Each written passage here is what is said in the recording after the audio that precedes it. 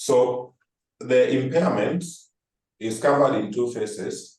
There is impairment of assets under IAS number 36, and there is impairment of assets under IPSAS, International Public Sector Accounting. So we have already covered the IAS under number 36, and we started, in our last class, we started impairment under IPSAS. So even he told me that they have covered impairment, but I'm not sure whether you covered them separately, because for those of us who are here in early morning, I told you some people tend to cover them differently, but I decided to cover them as one, both IAS and IPSAS for impairment. So in case even if you had already covered the impairment under IPSAS, then you can just give, you can use this as part of revision to fanya hizo maswali tumalize, then we transit to the next topic. So just a recap, this was IPSAS number 21 and IPSAS number 26. So IPSAS 21 and 26 are about impairment of cash and non-cash generating assets. When covering impairment under IAS number 36, we were purely focusing on cash generating assets. In which case, to determine impairment, I'm giving a recap, then we pick from there. To determine impairment, you will consider, recall that impairment loss is the carrying amount of an asset. You take the book value of an asset, then you subtract the recoverable amount. We don't have any issue with the carrying amount in whichever standard you are applying. The main issue comes up on the recoverable amount. How do we determine the recoverable amount of an asset? Recoverable amount of an asset, you check these two items. One, you check the fair value less cost to dispose the assets, which I normally call net realizable value, or value in use. Then you say whichever is higher between the two. You compare the market value. So fair value less cost to sell. This is the market value of the asset. While value in use are the discounted cash flows. The cash flow you expect to generate from the usage of an asset. So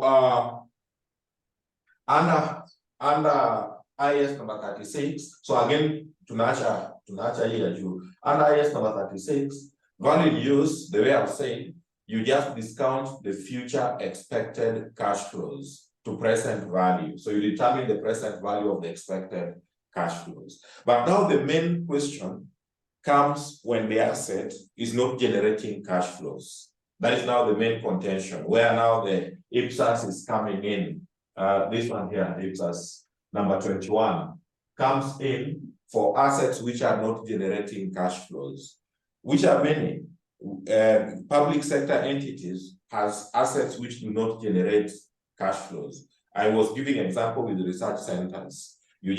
Students will just go there, they study, there is nothing which they are supposed to pay.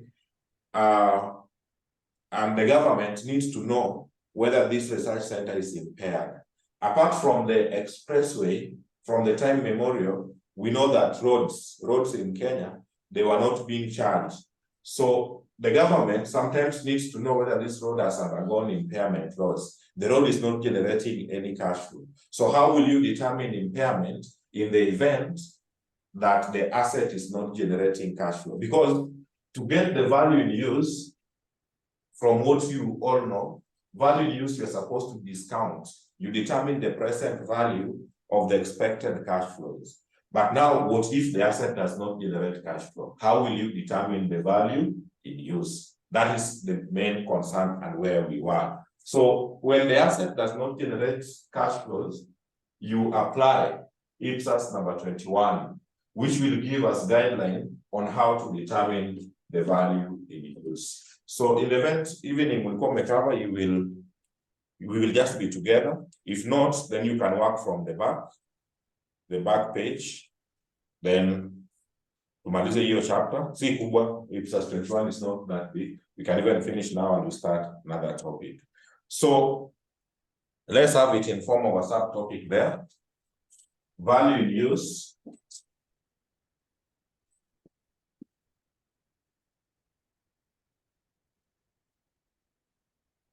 Value in use for non-cash.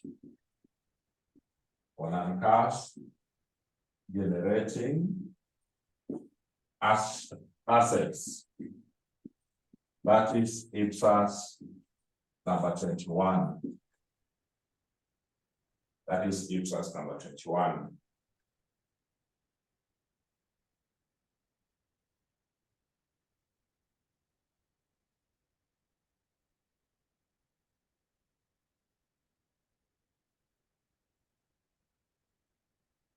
The base, you know, I want you to understand it. The base is when determining value in use, you determine the present value of the future cash flow. The next issue is, if the asset does not generate cash flow, how do you determine the value in use? So let's write something small down there, and I want to cut it short to avoid a lot of write-ups. You say, this is determined, this is determined, this is determined, this is determined using either of the following three approaches. This is determined using either of the following. Is determined using either of the following three approaches. So the three approaches, we have them here. We have what is called depreciated replacement method.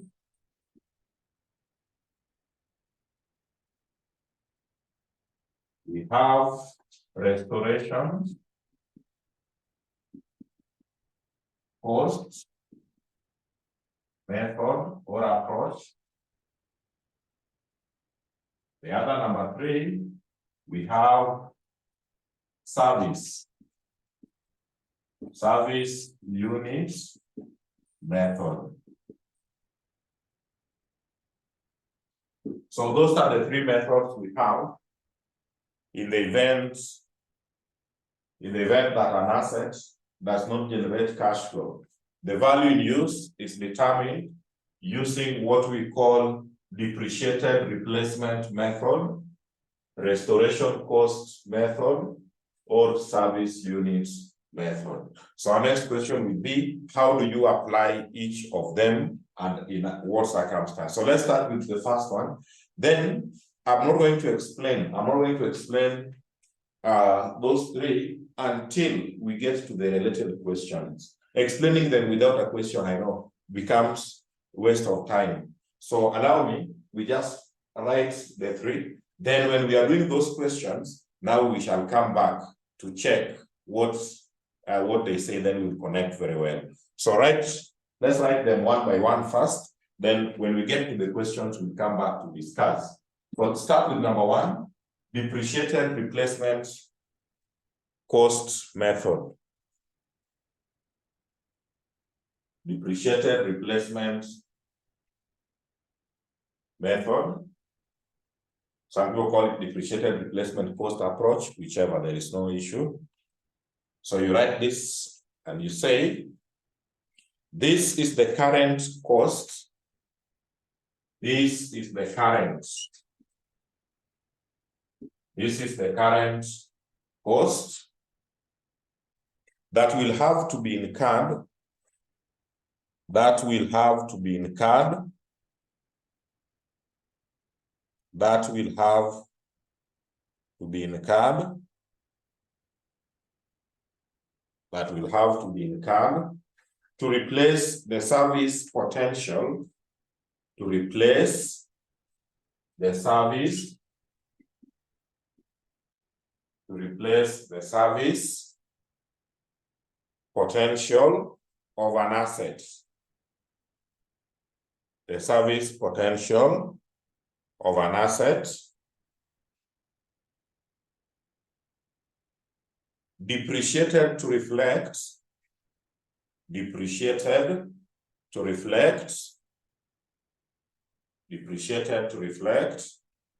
asset's condition. Depreciated to reflect the asset's condition. Depreciated to reflect the asset's condition. Full stop. I said we are not explaining until we get to the questions. So let's go to number 2, restoration cost method. Restoration cost method. Restoration cost method.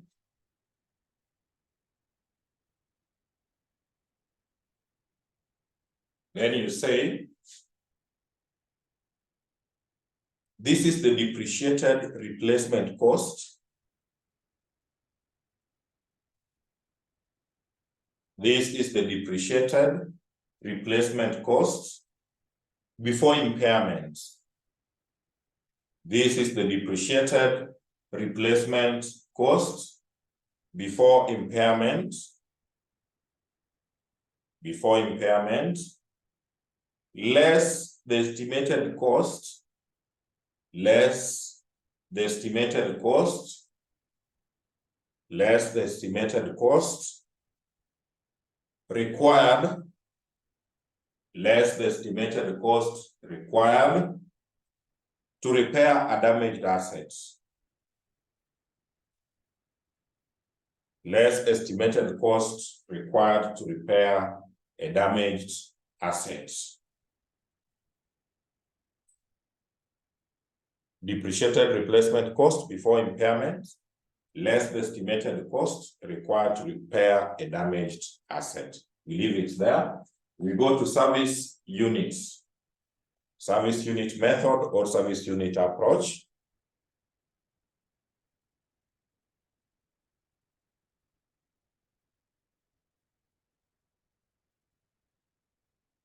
Then you say, under this approach,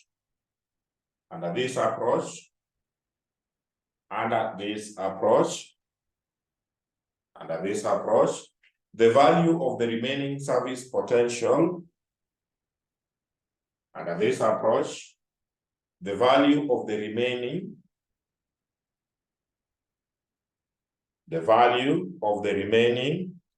service potential, the value of the remaining service potential of an asset, remaining service potential of an asset is determined by reducing, the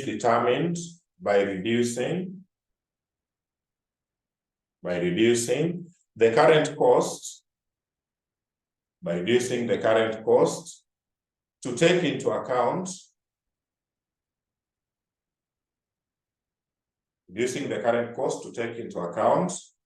the decline in the service potential, take into account the decline in the service potential of an asset. Full stop. So we will discuss them when doing questions. So kindly get out your past papers without wasting time. They are better discussed with illustrations. So get out your past papers. For those without past papers, somebody can repost in the group. You can request. If you have it, then there is no problem. So get out your past papers. We check the relevant questions which are there.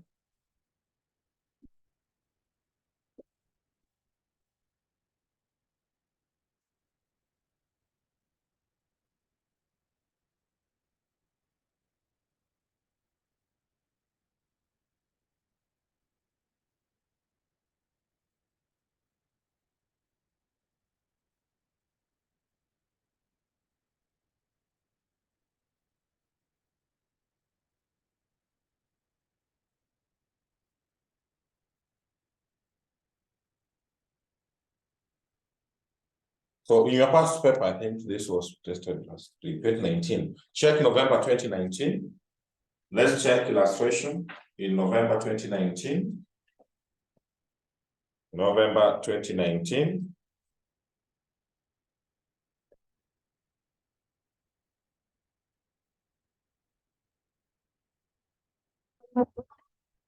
So let me check November 2019. This is 2020.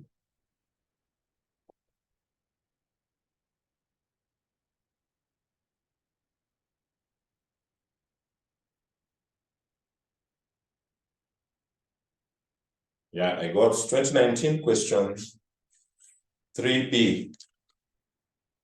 My paper is not similar. So which page? Whoever's gotten November 2019 question 3B. Whoever's gotten to tell us the page.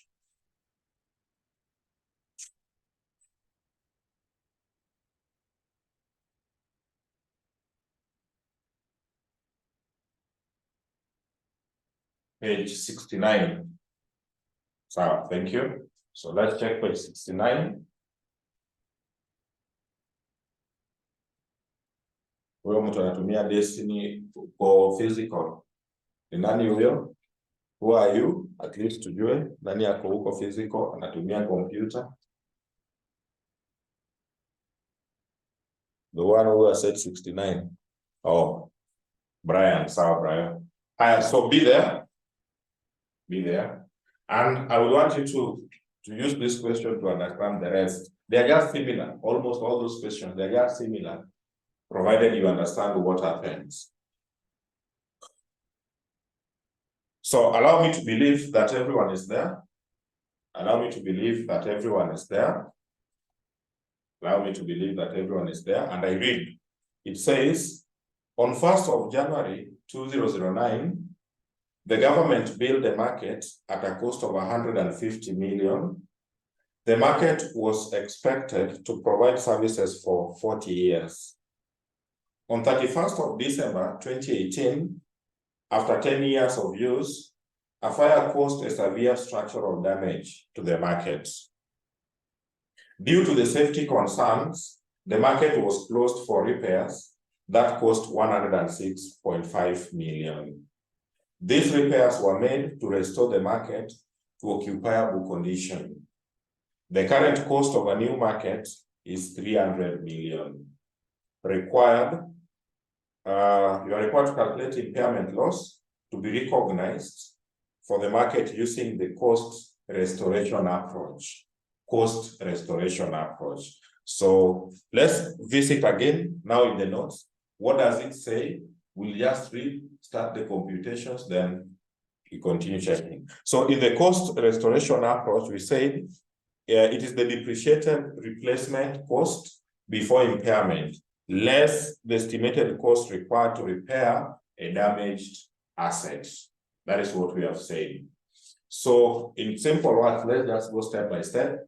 So you say here, recall that impairment loss, recall that impairment loss is equals to the carrying amount.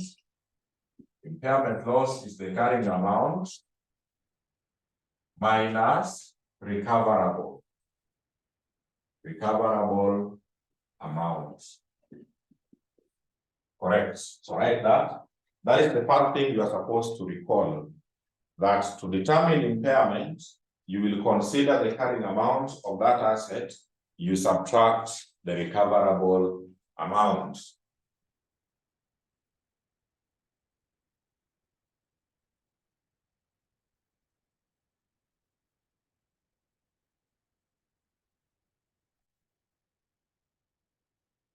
So the carrying amount you assess, because under what point do you say that the asset is impaired?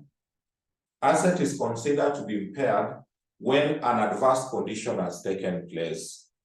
So like in this particular question, there is fire which caused a severe structural damage.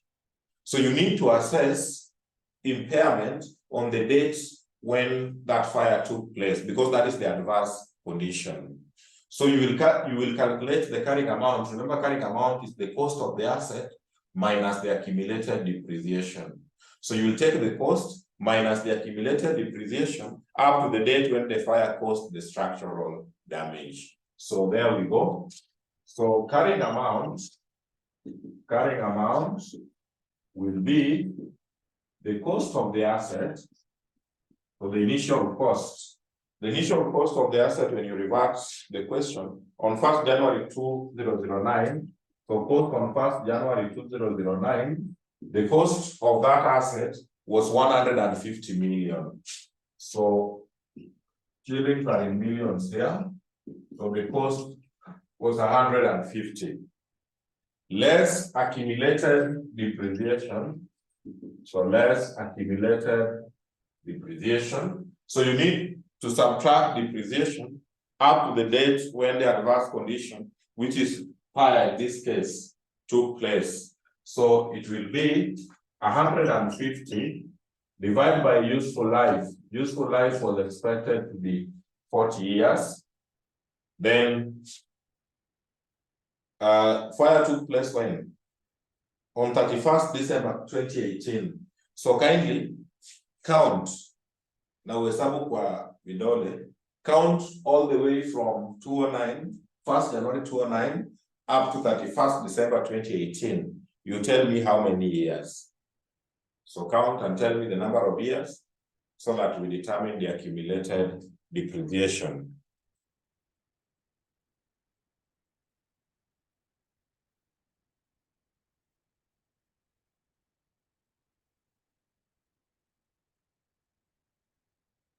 How many years?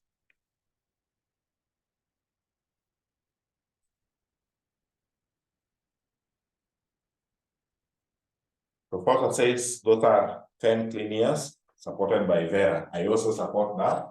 Those are 10 years. From 2009 to 2018, those are 10 good years. So how much is the accumulated? 150 divided by 40 by 10. How many? How much is that?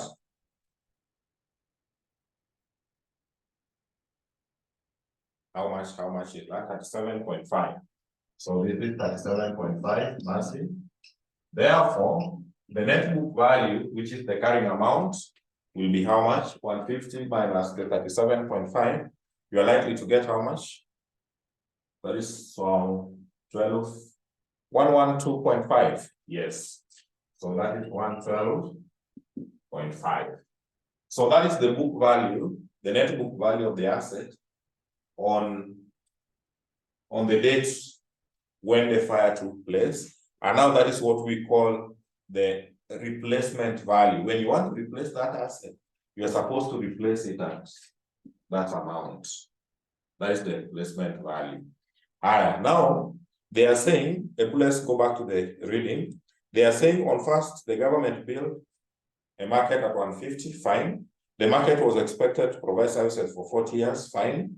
On 31st, after 10 years of use, the fire caused a severe structural damage to the market, fine. Due to safety concerns, the market was closed for repairs that had cost 106.5.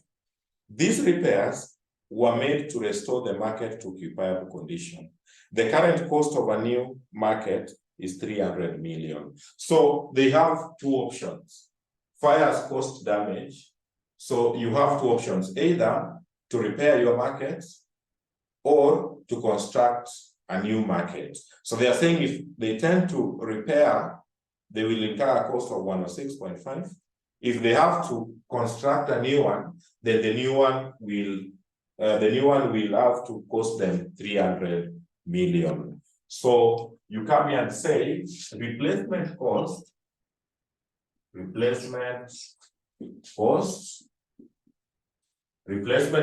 is 300. Replacement cost is 300.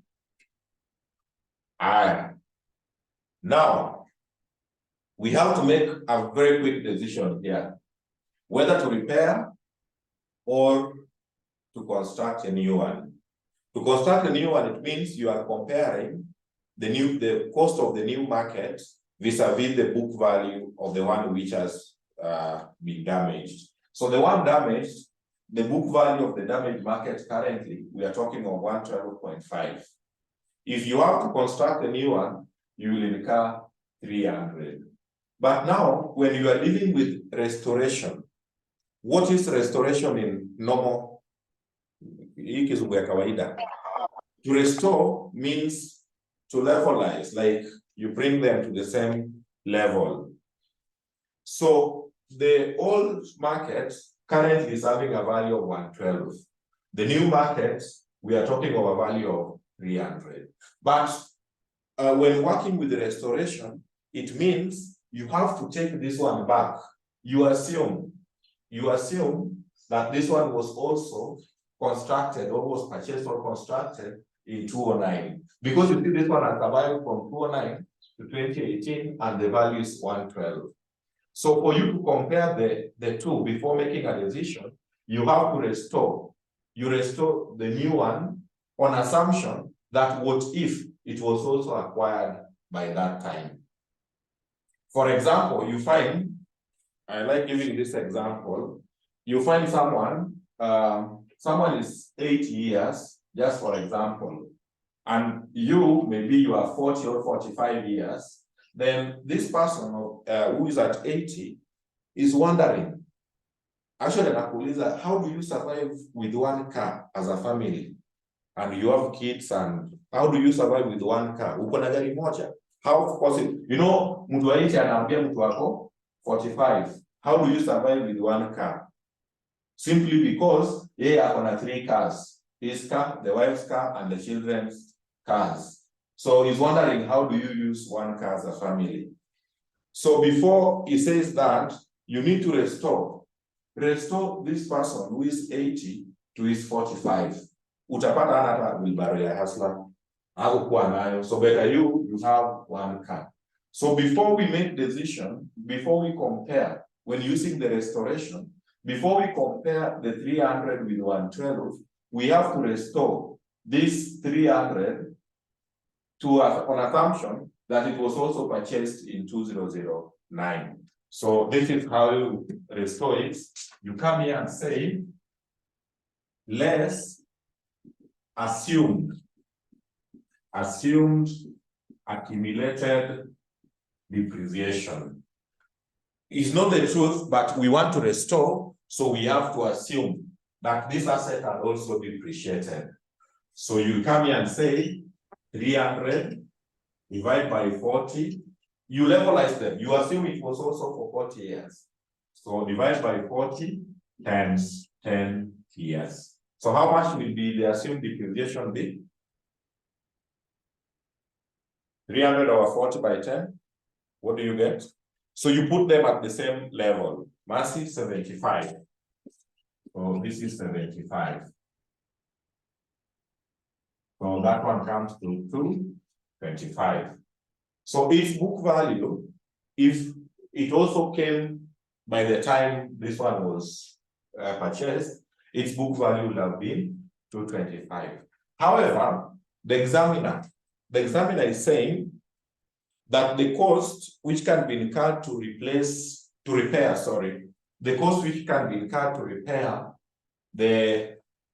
the damaged market will be 106.5.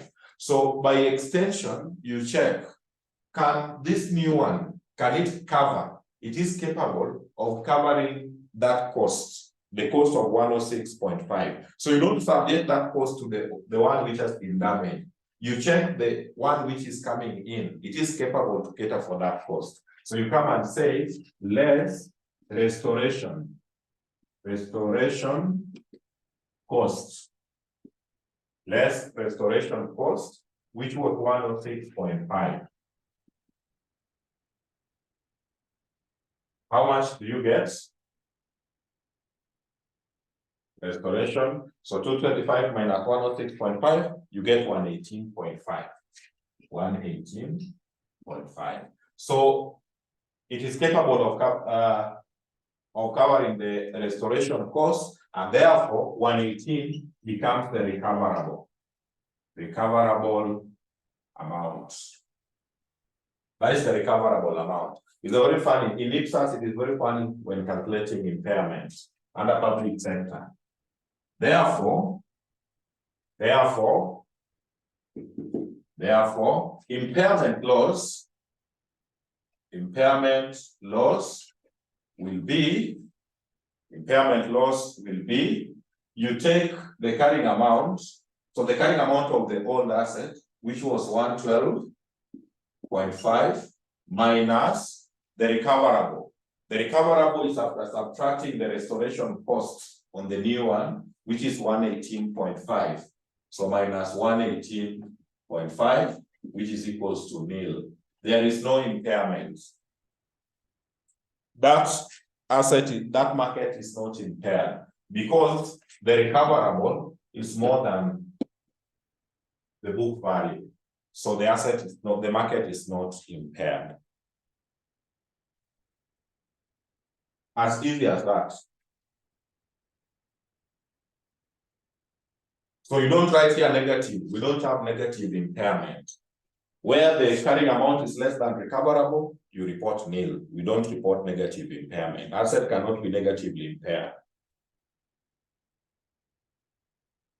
All right. Before I go to the Roman 2 of the question, go back to the reading. Whatever we wrote about restoration cost, let's go back to the notes which we wrote about restoration, then we go to Roman 2. We said it is the depreciated replacement cost before impairment, less the estimated cost required to repair a damaged asset.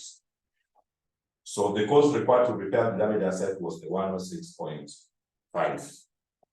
But what I need you to know, when applying restoration cost approach, when calculating impairment, first of all, you get the carrying amount of the old asset, or the one which has been damaged. Then the new one, you assume, now that assumption is the restoration. You assume that the new asset was also purchased by that time. By so doing, you are applying restoration cost. Let's go to Roman 2 of the question. So part 2 of the question, and I read, unless someone has an issue, I read, it says, on 1st of January 2014, the government acquired a modern software to enhance service deliveries at a cost of 350 million. Okay. The software had an estimated useful life of 8 years, and each benefit would accrue evenly on a straight line basis over the software's useful life. As of 31st December 2018, usage of the software had dropped to 15% of the original anticipated demand. Apple it had dropped. That is where now we are going to calculate impairment. Impairment takes place when something adverse condition has taken place. That is when we assess impairment. Okay. A software to replace the remaining service potential of the existing software will cost 150 million. Required, determine the impairment loss to be recognized for the software using the depreciated replacement cost approach. Now, this is not restoration. Restoration is where you levelize the two. You are seeing this one like that. But now for the depreciated replacement cost, simple. It takes the root of restoration. The only difference between the two, in fact, the second one is always the easiest. It is the easiest method of the three. They are similar in all aspects. The only difference is that it does not have restoration costs, the cost required to repair that asset. So it normally ends here.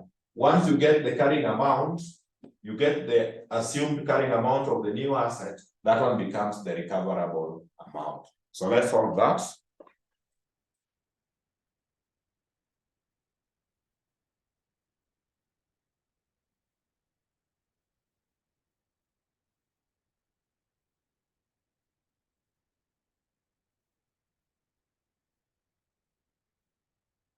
Let's solve out that. So that is Roman 2. So the cost of the software, cost of software on 1st January 2014, they have said the software, the cost has 350 million. So shillings are in millions. That is 350. That is 350.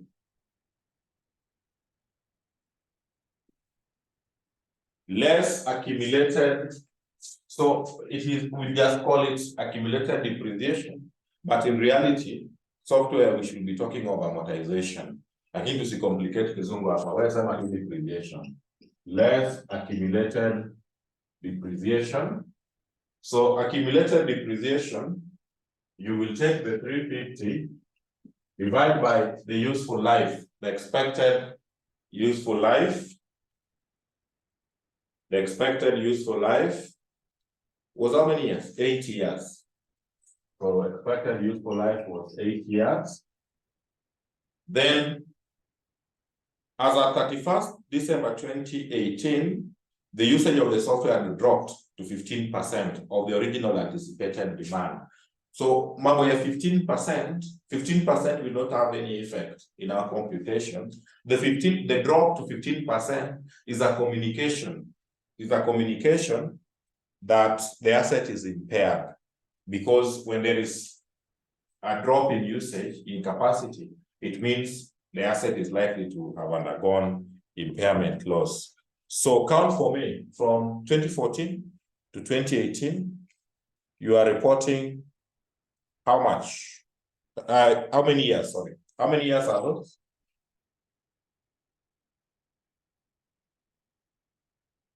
And the rest, 5 years. So we are reporting here 5 years. So how much is the accumulated depreciation? 350 divided by 8 by 5. Somebody?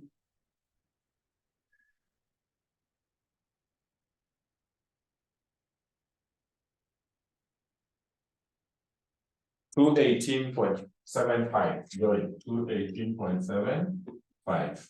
Therefore, the carrying amount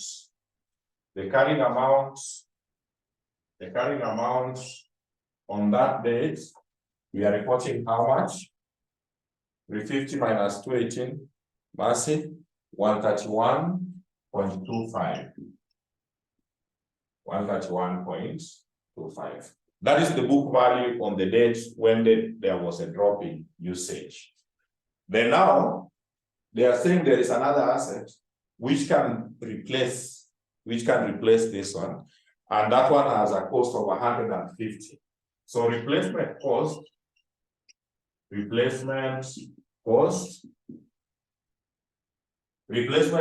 150. Replacement cost is 150 less accumulated depreciation. Actually, it's not, it should be assumed. We are just assuming. Assumed accumulated depreciation. So that will be 150 divided by 8 years. You levelize them, though this one has not depreciated, but on assumption that would if. So divide by 8 times 5 years. How much will that be?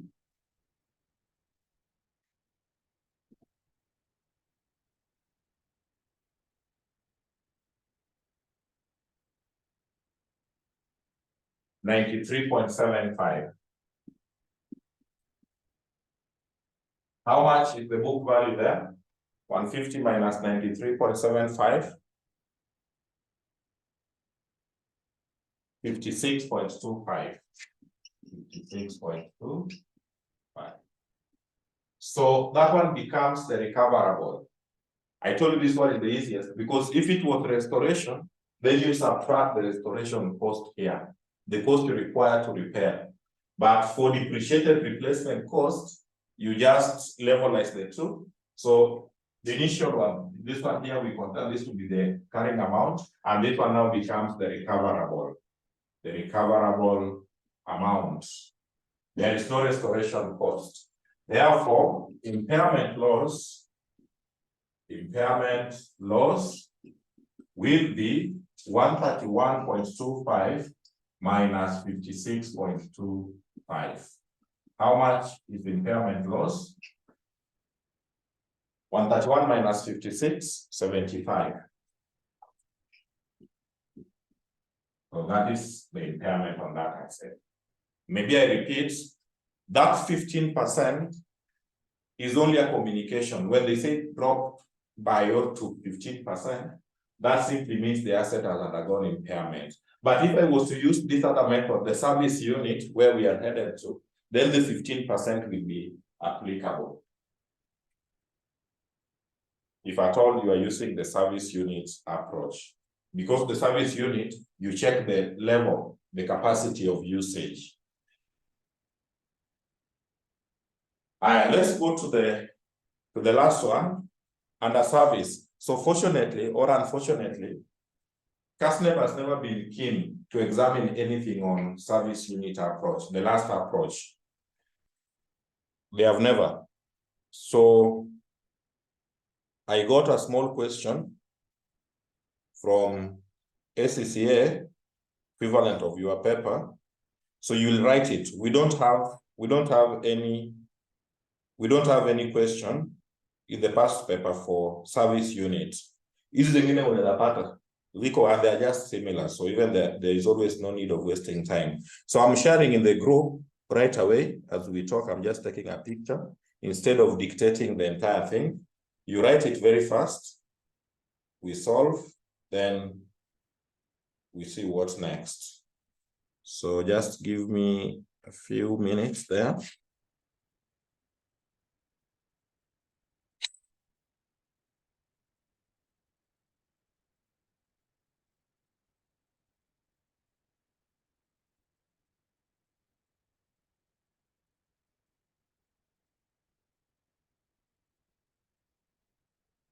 It's a small question. I hope everyone is in the group.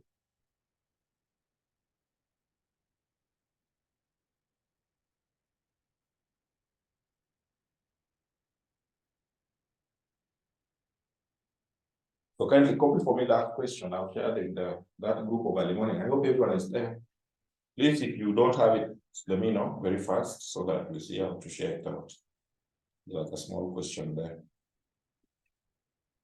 So we don't have service unit in the past paper. So that one is a small question we got from somewhere, which we can use.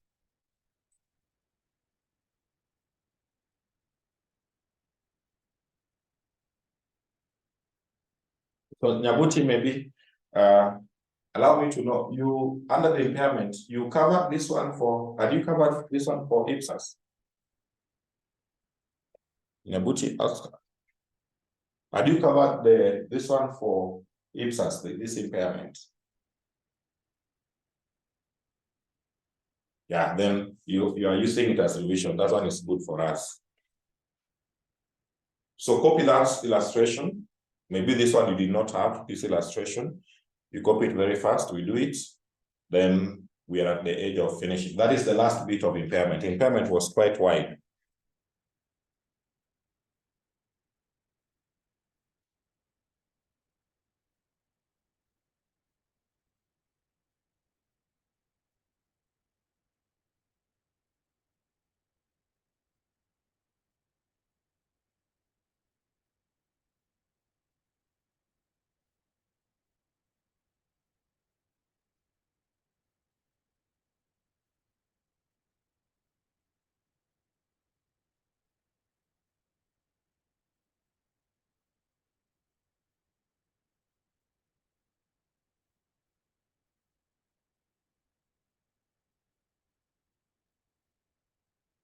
Once you're done, like 2 people can tell me done, that can be a representative of all, so that we check on it.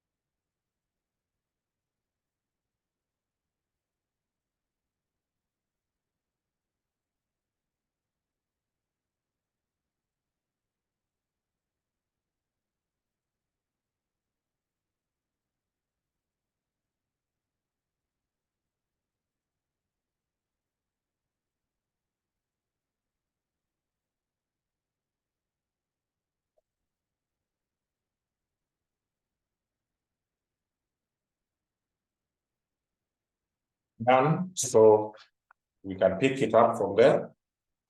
It says, sorry, 2 years ago, the government printing press bought a highly specialized printing machine for shillings 1.5 million.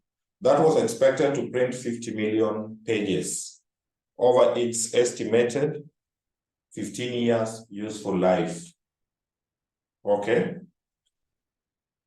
During the current year, it was reported that a feature of the machine does not function as expected. This resulted in the revision of the estimated pages to 35 million over the remaining 13 years.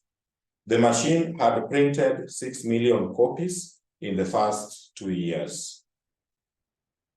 Okay.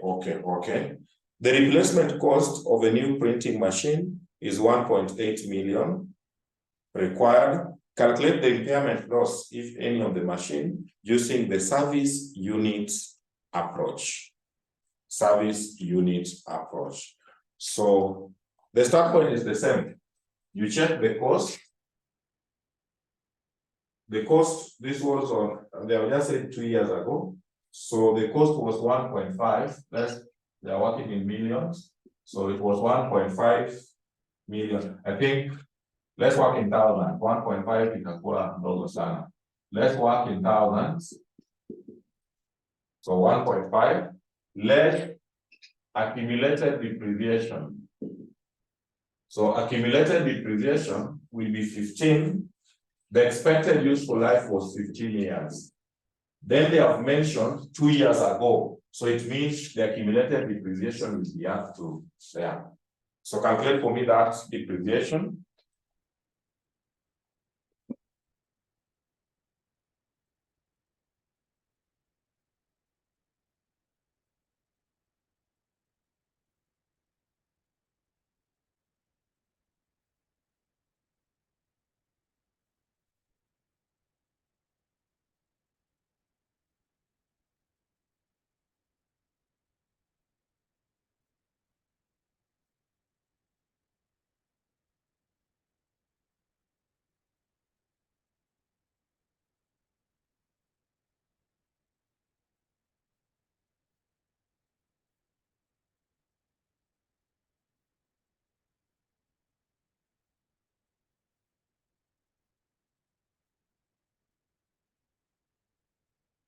So that one is being given as 200, meaning the carrying amount we are reporting here 13. Let's go to the replacement cost. So replacement cost, the new machine they have said will cost 1.8. So 1.8. You let's assume for all the methods, you must have the assumed accumulated depreciation, accumulated dip. It will be 18 divided by 15 for 2 years. So that one will have reported how much in terms of the value there.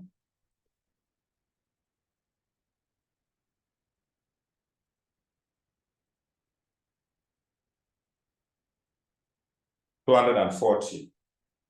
So that is 240. It means this one will be reporting 18 to 40, 15, 1560. But so our work now starts from there.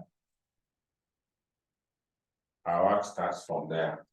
So as we talk right now, this is the recoverable amount.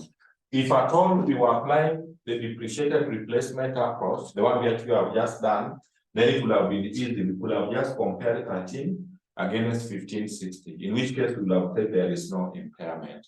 But here we have been told to apply the service units. Service unit normally checks the output level. So initially, the anticipated, the expected, so here you will check in terms of output, you will check the printouts. They were expected to print a certain number of printouts. the machine broke down, it could now print this and that and that. So we will say the expected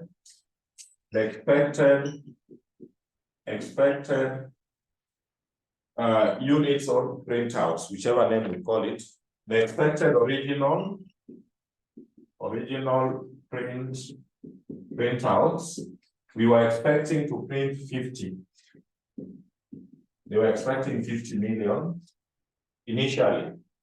That is what they were expecting to print. But after the brokerage, they changed their minds. They had only printed 6. So let's printouts to date. So by the time the machine misbehaved, they had printed how many? I want to check whether we are together. How many printouts had they made by the time the machine was breaking down?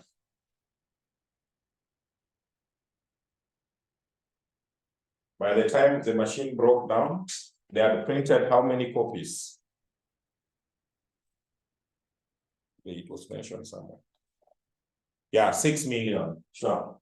So they had printed 6 million. So meaning remaining printouts, remaining printouts is 44. They have 44 million to go.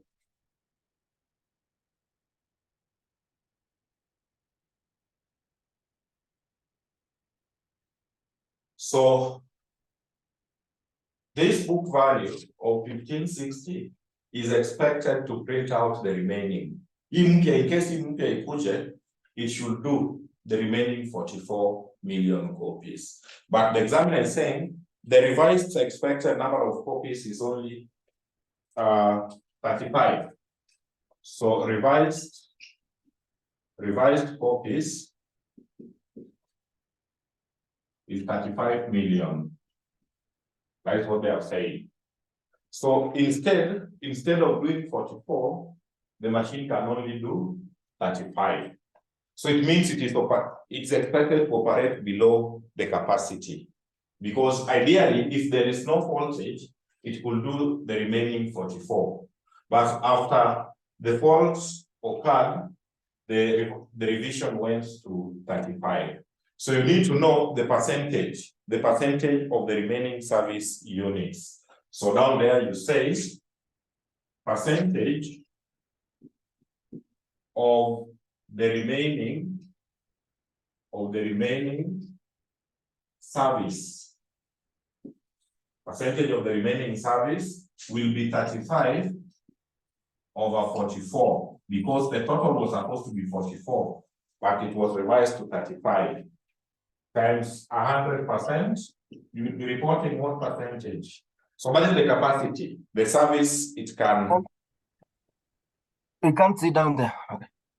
You can't sit down there? Okay. Allow me to adjust. Is that okay? Okay. Okay.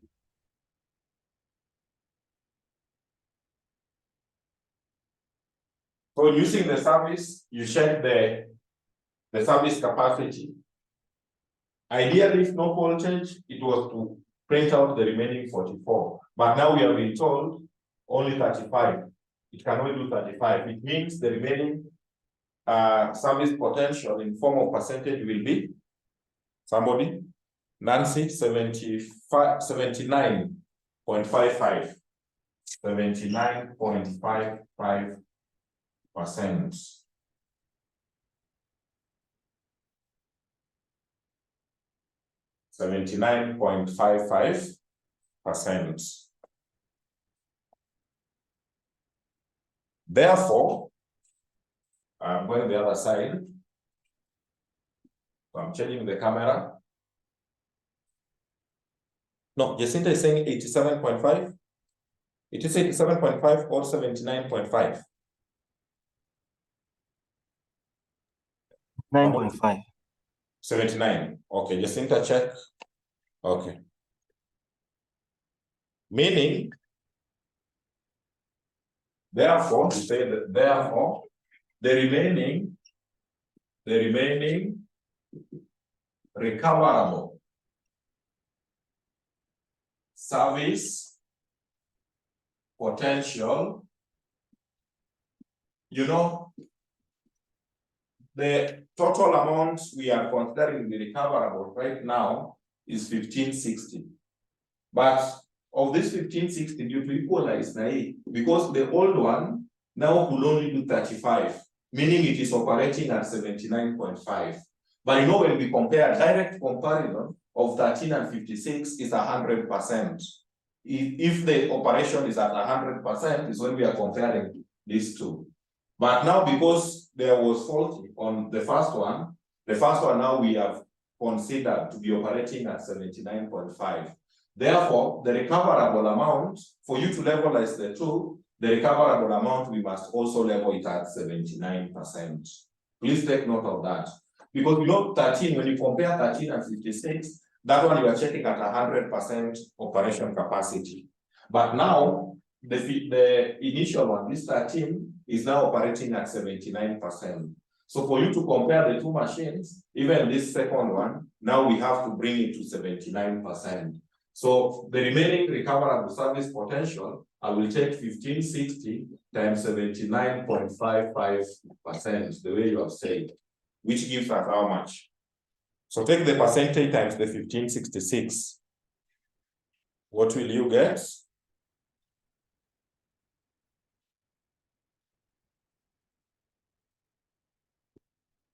What will you get?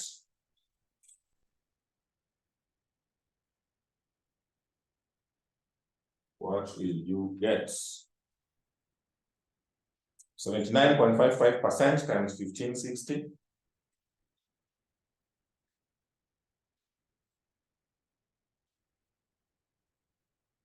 Someone? 1240.98. So this is 1240.98. So that is the recoverable. Therefore, impairment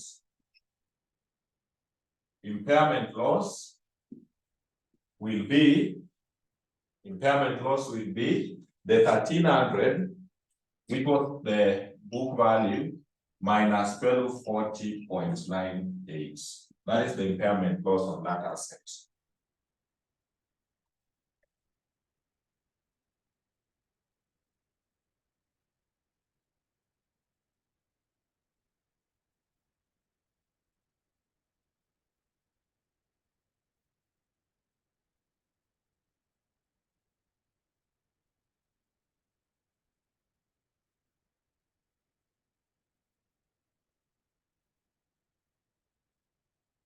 So impairment has been recorded to be 59.02. Thank you. Thank you.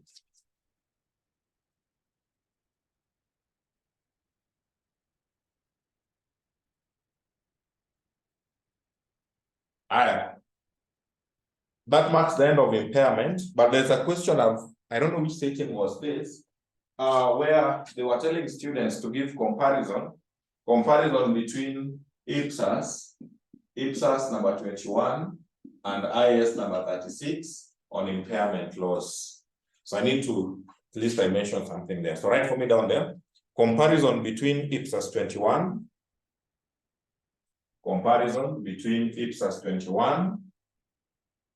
and IAS 36. IPSAS 21 and IAS 36.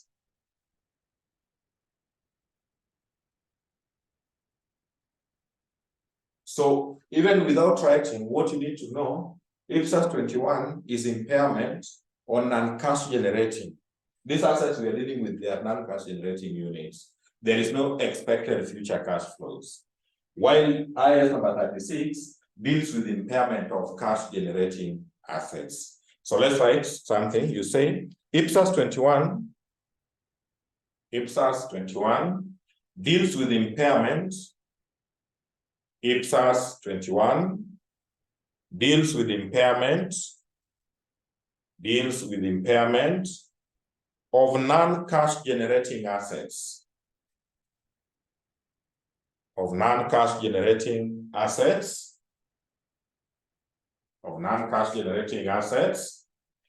IAS 36 while IAS 36 only focuses on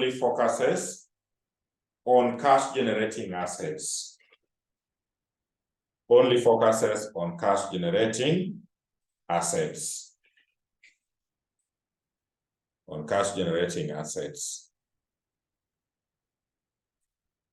Next, number 2, IPSAS 21 does not take into consideration.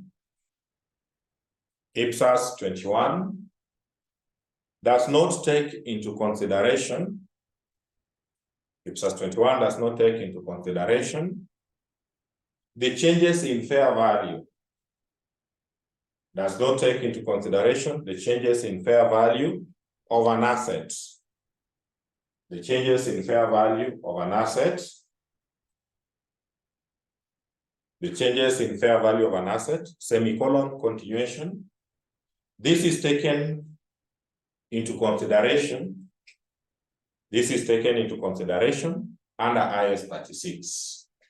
Taken into consideration under IAS 36. Under IAS 36. Thank you. So impairment until we meet in the exam. We did so many questions on IAS 36, so wacha kupumzika hapo. Hii IPSAS sasa inakujanga once in a blue moon. The one which is rampant is the one for IAS number 36.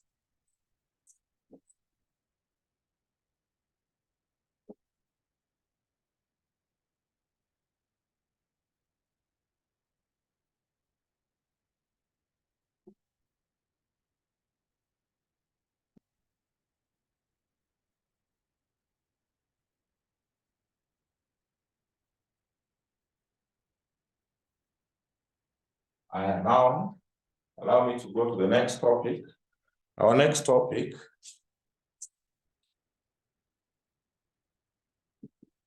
I want us to check the category standard. That is number 24. Check for me in your Google platform.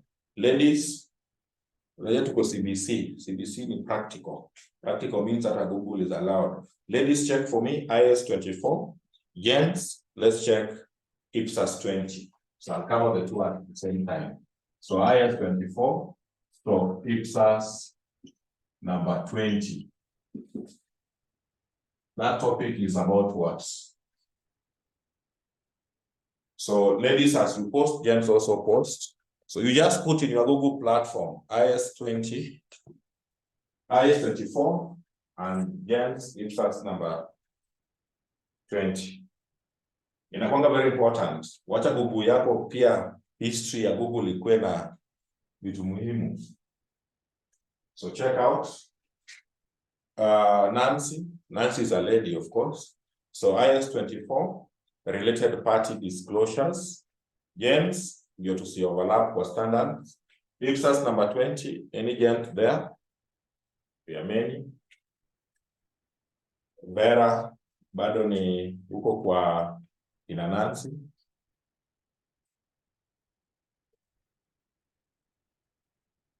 IPSAS number 20. Any gent, only one. That is by who? Duarte. The objective of IPSAS 20 is to require the disclosure of existence of related party relationships. Thank you. So that is our next topic. IAS 24 stroke IPSAS 20, related party disclosures. Related party disclosures. Yes. Related party disclosures.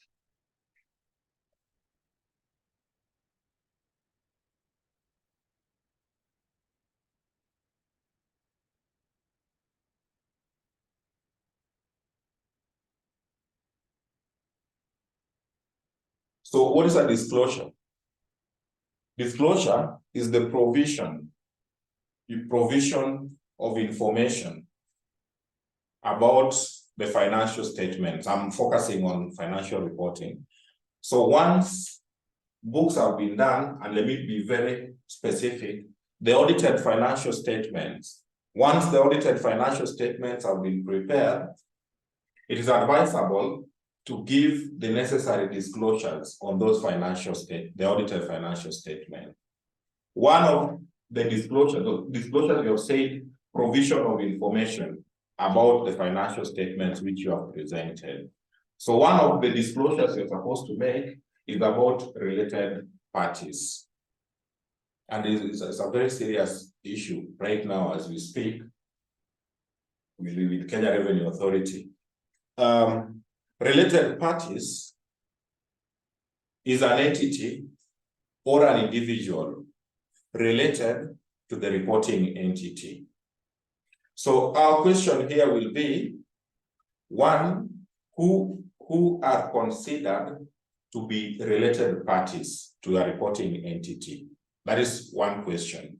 Then the second one will be, what information are you supposed to disclose where there is existence of related parties? Those are the things we need to know. Who are related parties? So in a question setup, the examiner will give you a case study. You should be able to identify that X and Y, these are considered to be related, A and B are not related. Then by extension, you're supposed to tell us the information which should be disclosed in relation to those whom you have identified to be related parties. As we talk right now, after this class, we have a Zoom meeting on sensitization. I don't know if you call it sensitization. I don't know your Gina. On related party disclosures that Director A is also a director. Mr. X is a director in company A. Mr. X is also a director in company B. A and B were trading during the financial year.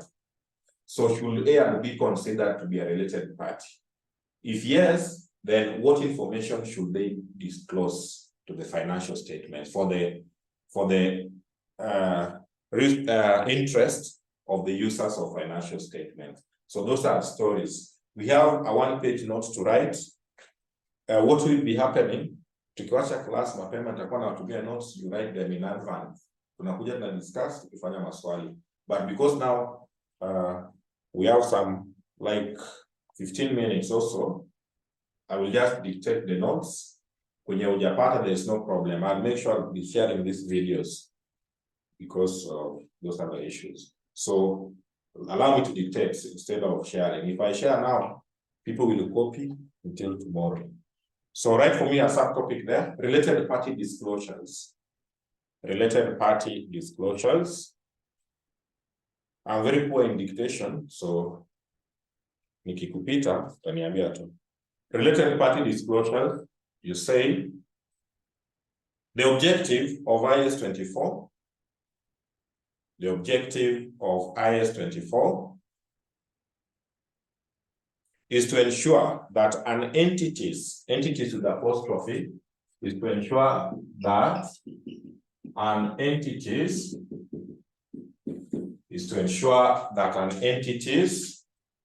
financial statements,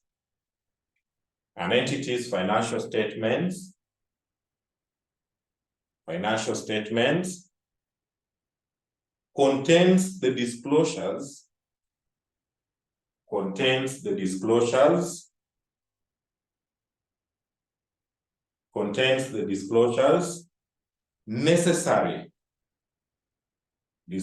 necessary to draw attention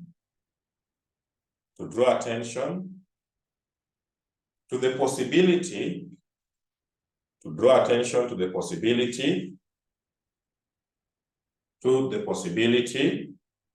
that its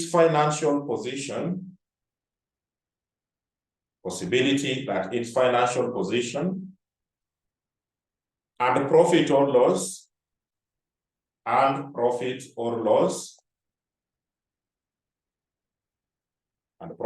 loss may have been affected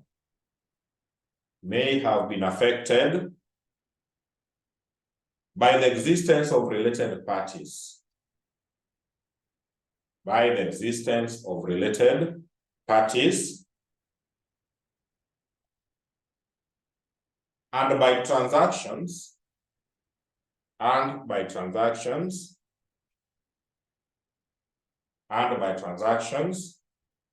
outstanding balances. Transactions and outstanding balances with such parties. And outstanding balances with such parties. That's the objective of the standard. The main objective, the objective is to ensure that an entity give us the disclosure on how its balance sheet and profit account was affected by the existence of related parties. Labda kuna director yeye alikuwa na exaggerate price ama anaweka kidogo, whichever. So the objective of the standard is to ensure that there is appropriate disclosure on the possibility that the financial statements might have been affected by the existence of related parties. Your story in a standard. In form of a third topic, right for me there, who are related parties? Who are related parties?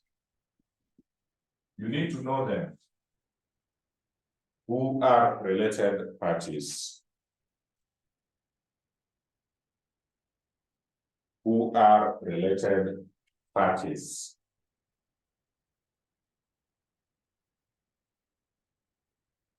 So an item down there, you say a related party is a person. I can please make sure unaelewa hiyo theory venye tunaenda, because the questions will depend whether you understood the theory properly. So make sure unaelewa. A related party is a person or an entity. A related party is a person or an entity that is related. A related party is a person or an entity that is related to the entity,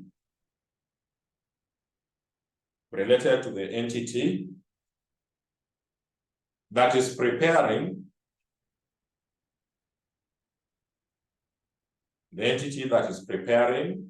its financial statements.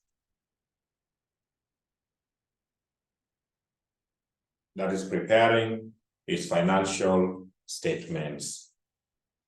Full stop. I repeat once.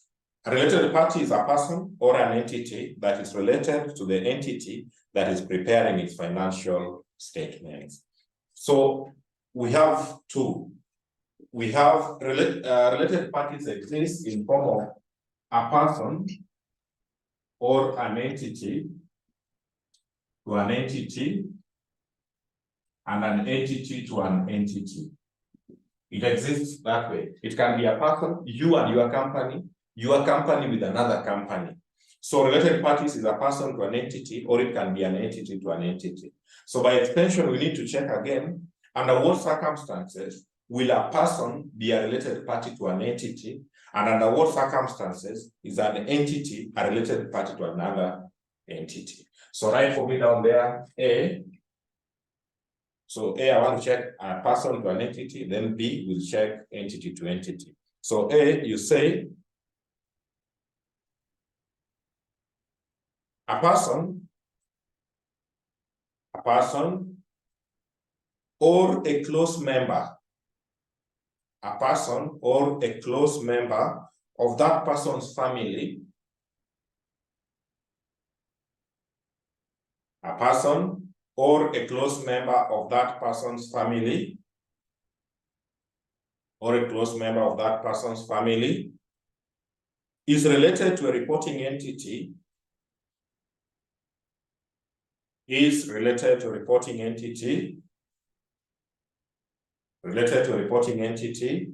that person,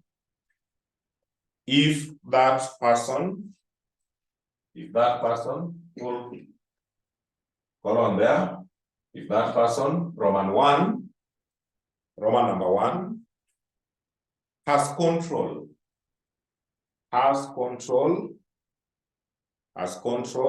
or joint control over the reporting entity. Has control or joint control over the reporting entity. Correct. We are talking of control or joint control. Control, kwa swali, when you see a person is having shareholdings in that company of 51% and above, then that person is a related party. Hakuna kitu kingine unaangalia. Provided an individual has 51% shares and above, that person has control and is a related party to that entity. If that person is having 50% of their holding, that person is still related party to that entity, but the justification of which is that that person has has joint control. So joint control exists at 50%. Control exists at 51% to 100%.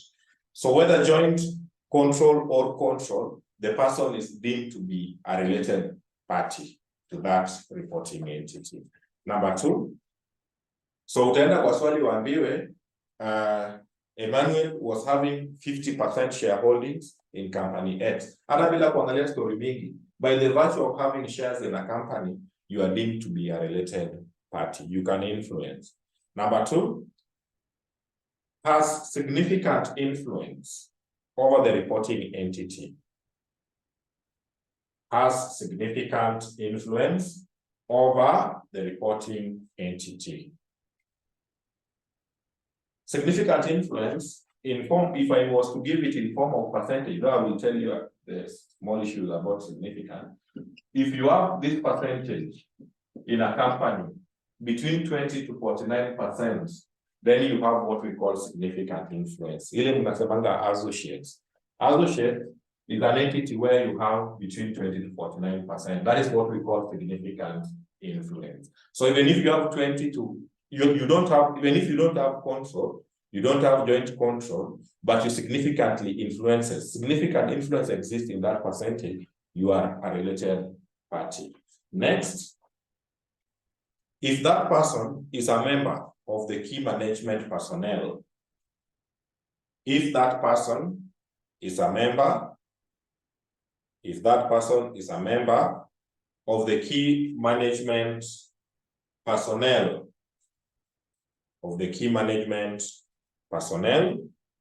of the reporting entity.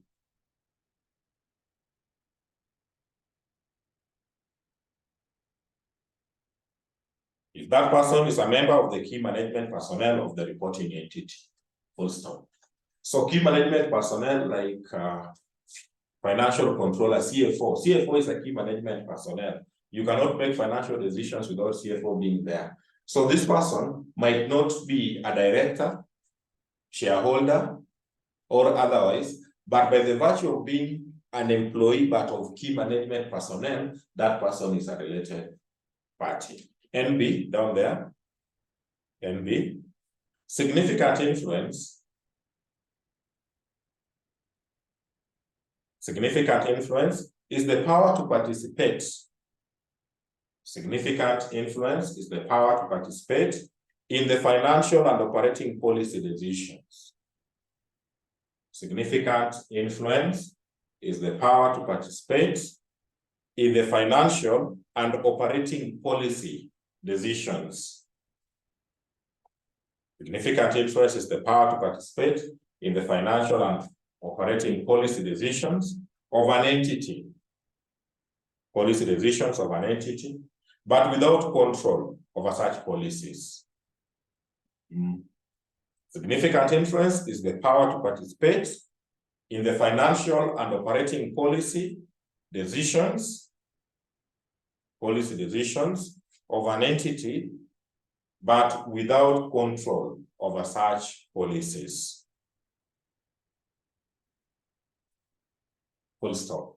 So that is an individual to an entity. Individual to an entity. So individual to an entity, we have checked control or joint control, significant influence, and key management personnel. That is when you consider a person to be related to the reporting entity. So let's go to B. Let's go to B. A was a person to an entity. So B, we are checking. You say there. An entity is related to a reporting entity. An entity is related to a reporting entity.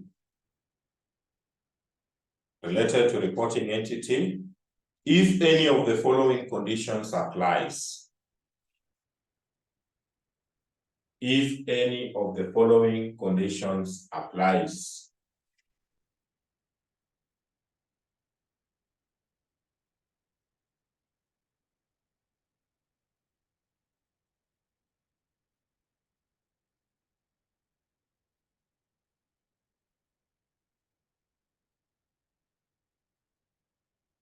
If any of the following conditions applies.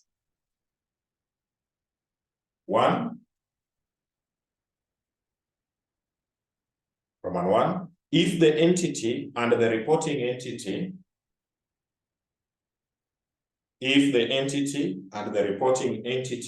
are members of the same group. If the entity and the reporting entity are members of the same group, another group of schools. If the entity and the reporting entity are members of the same group, so being in a group, you are related. Next, if an entity is an associate or a joint venture, if an entity is an associate or a joint venture of the other entity, if an entity is an associate or a joint venture of the other entity. So me being your associate company, being your joint venture, we are related parties. Next, if both entities are joint ventures, of the same third party.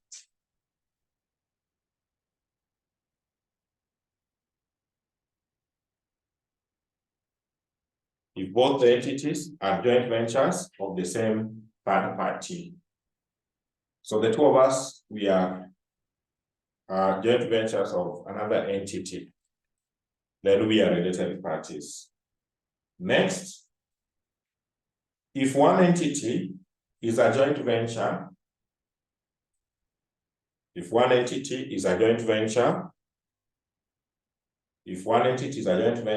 of a third party,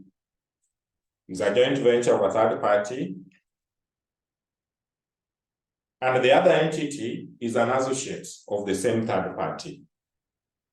I repeat, if one entity is a joint venture of a third party and the other entity is an associate of the same third party, then hapo kuna relationship. I'm the joint venture of X, you are the joint associate of X, then there is a relationship. Full stop. Down there, the following are not considered to be related parties. Now, those ones you master them very carefully. You will give me like 4 minutes to maliza hiyo, then niwatumie swali where we'll start from in our next class. That is my target. So the following are not considered to be related parties. And these ones which are not considered you master, people always think they are related, but they are not. 1, two entities simply because they have a director. 2 entities simply because they have a director or a key manager in common. 2 entities simply because they have a director or key manager in common. Hiyo lazima niwaelezee hapa.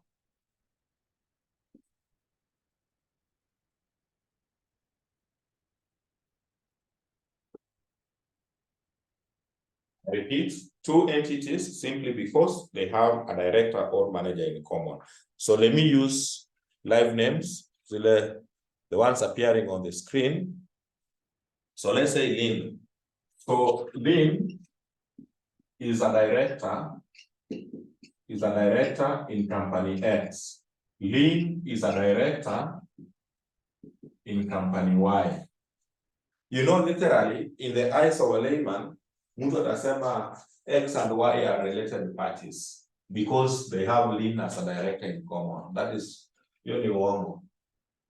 two entities, X and Y, are not related simply because they have a director in common. Because also we borrow some part of from the company law, where you say that entities are, I don't know, artificial being, can contract that. So it is viewed that Lynn, being a director, is not the sole decision maker in X and Y, though for ground vitu tofauti. But now the way we do the accounting and even the legal aspect, X and Y are not related. So after X wakipata tender, if X gets a tender in Y, you will not start talking outside here ati walipata hiyo tender juu Lynn ni director huku na huku. Hapana. Okay, kwa ground mnajua, lakini kwa sheria, na ndio maana unaonanga hizo vitu zikienda kotini zinaanguka.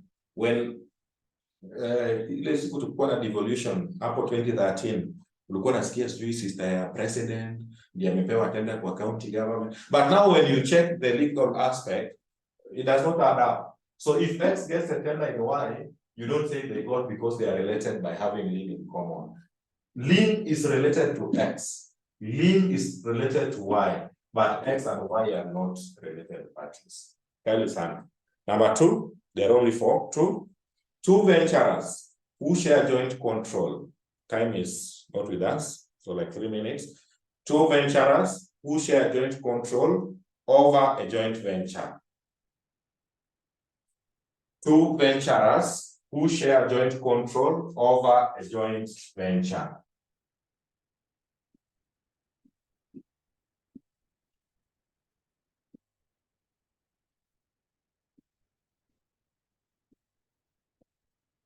But to affect swali, so I have to explain. So if Q is having 50% shareholdings in P, R also having 50% shareholdings in P, Q and R are venturers. P is the joint venture. So we are saying two venturers who share joint control of a joint venture. Q and P are not related. So you are not related simply because you have a joint, you are having a joint control of a certain company. No way. Hata kama in Africa, simnasamanga Africa is our business. If this is wife one, in Africa people have even 10 wives. If this is wife one, and this is wife two, and this is the husband. So wife one and wife two are sharing husband in common. This one does not mean that wife one and wife two are related parties. They will not even meet. In fact, if they meet, you should be worried. So wife one and wife two are not related. So in a question, when you find two entities having joint control in another company, you don't declare them to be related parties. Otherwise, one. Number three, as we finish, providers of finance. Providers of finance, comma, trade unions, I can quote, trade unions, comma, public utilities,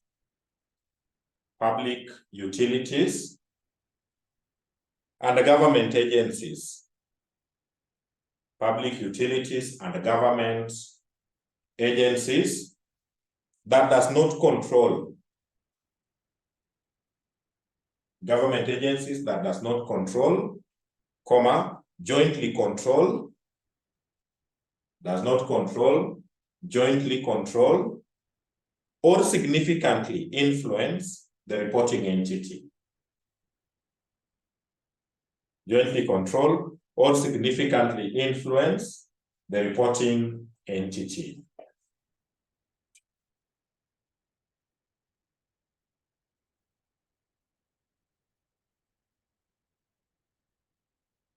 The reporting entity.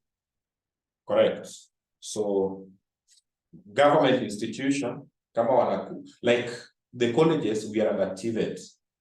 So if the college gets attended with the TVET, because TVET wana control, that is why, unless they have shareholding. Last, customer, supplier, franchisor, I repeat, customer, supplier, franchisor, distributor, or general agents or general agents with whom an entity transacts.